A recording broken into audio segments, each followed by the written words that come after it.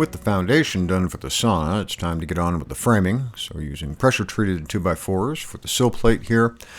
And just to keep these links down reasonable, I'm scabbing together 2 of those treated 2x4s. Same way on the top plate.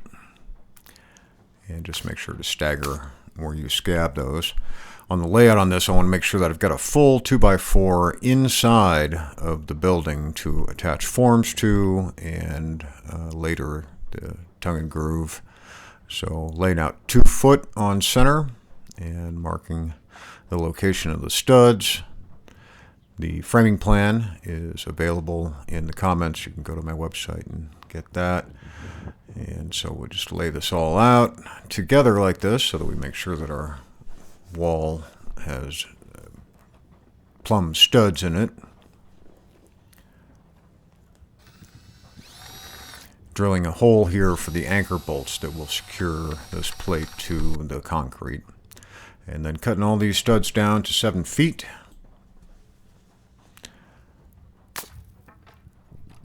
On these, it's good to nail in straight to bring the boards together, and then one at an angle to keep them from pulling apart.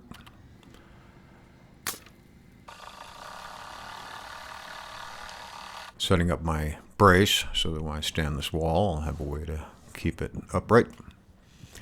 And this light little wall is no big deal, just to walk on up.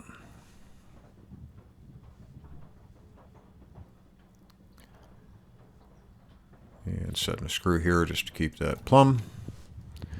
And it's going to be on to the next wall.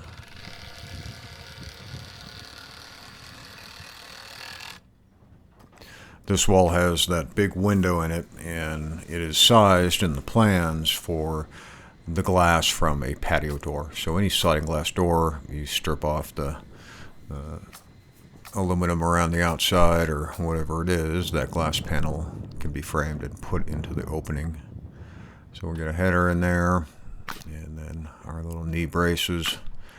One trick for new guys, if you're using a nail gun like this, be very careful about your holding hand position. So where my hand is here is too close. I would nail through it if that nail bounced out of that board. So you move your hand back before you drive those nails. That's a very common injury, and I've seen it more than once. And then this is the bottom plate for that window opening.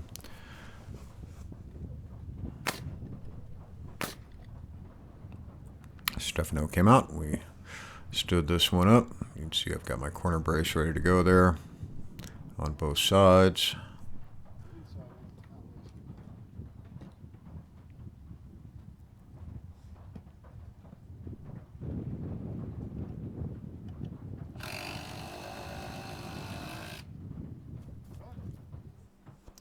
This north wall's super simple.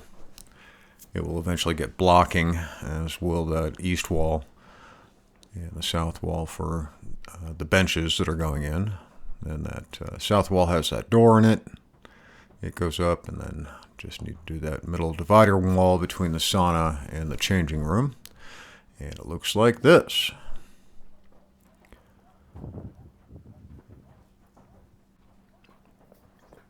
So these headers for the doors are just hard against that top plate on that 7-foot wall, leaving you just under 6'6".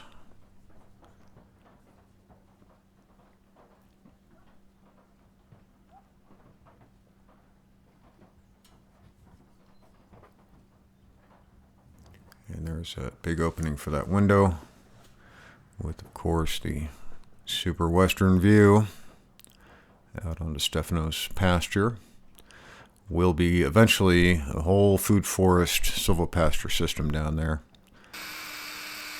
Then come back with the masonry bit and drill into the concrete for these concrete anchors. Tap those in and crank down that nut. They work kind of like a molly bolt in drywall, and that'll keep this thing from ever going anywhere. Because we're not going to sheathe this with permanent sheathing and do the slip forming of the Dustcrete, I'm taking this plumber's strap and just pulling these diagonals to internally brace this, because I need to remove my external braces in order to move the forms up for the Dustcrete.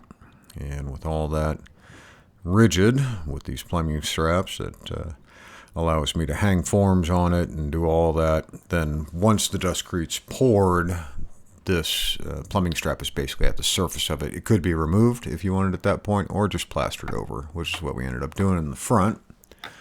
And we put our second top plate in, get that all secured, and of course lapping over anywhere that I had scab joints below.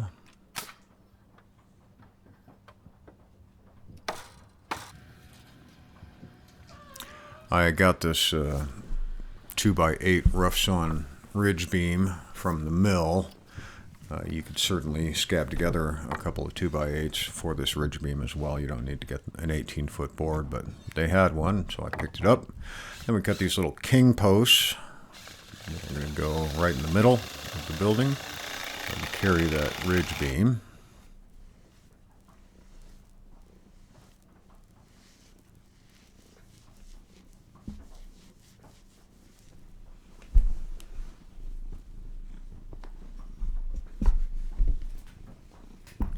And up goes the ridge beam. Now one can balance this equally front and back, or do as we did in this case. I left about a foot of it hanging off that back side, and then on the door side had a couple feet coming over, so there's a nice dry area in all weather right in front of that door. Then once we get the correct pattern on our rafters, we cut all those out, got them stuck up. Again, these are also 2 foot on center. Pitched about 512, I think.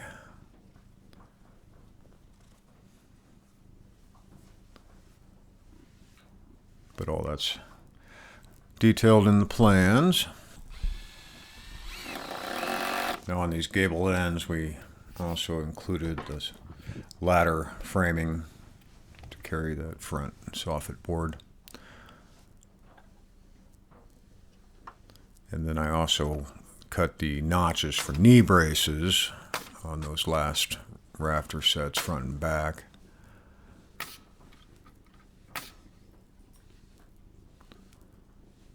Then this eave detail is actually an experiment to attempt to create habitat for tree swallows. My neighbor's farm has this building, and just right on top of that little frame wall, they'll have hundreds of tree swallows nesting in here. And since Stefano's farm is surrounded by ranches, there are a lot of flies, and so having tree swallows nesting in this building would be an awesome addition and good permaculture. Then in the sauna area, we put these collar ties up, so these will carry forms for Dustcrete later. And then outside the window, I also put these boards in to catch the forms. Later, the trim for the window will be screwed to these pieces here.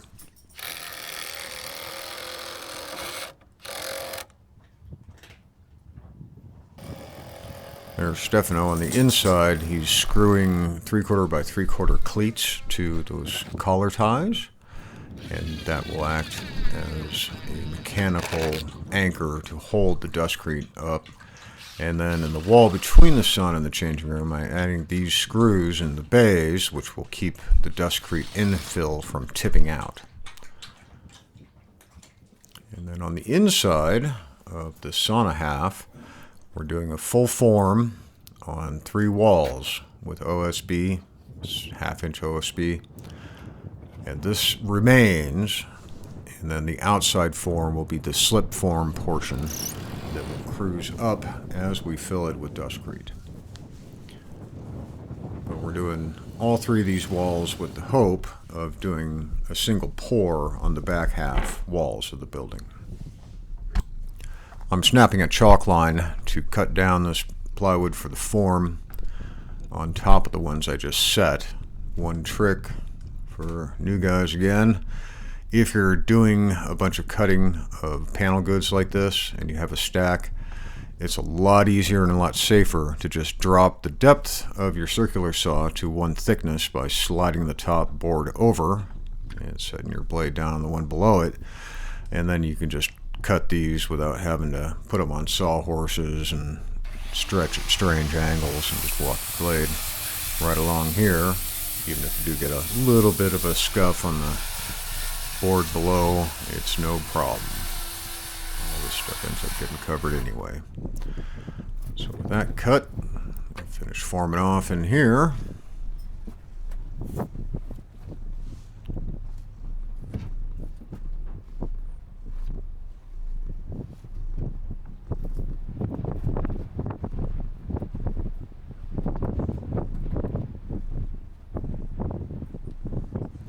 On these, I'm just using 1 5/8" construction screws, and about every 16 inches on the 24-inch on-center studs. And then here is the slip form. So I've got this board nailed to the framing here that will be removed when we do the front pour.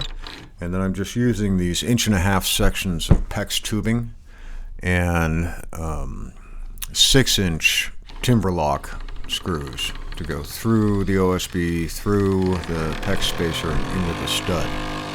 One thing of note, we used the Star Drive type timber locks, which was a mistake. Had some inexperienced guys on the crew and they got stripped out pretty quick, so get the ones with the hex heads for this.